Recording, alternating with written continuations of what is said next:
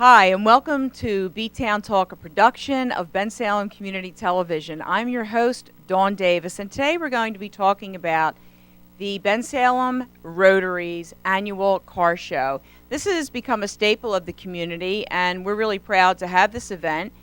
Just to give a little history of the Rotarians, I believe in Chicago, a bunch of business people got together, and it's back when we had rotary telephones, and they would call one another and come together for the good of the community.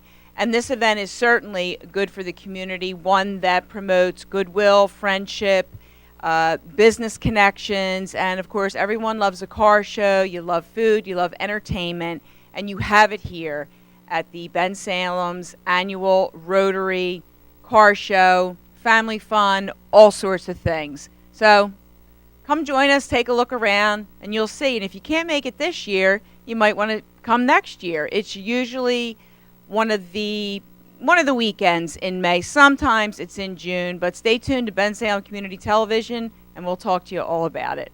Again, Dawn Davis for B-Town Talk.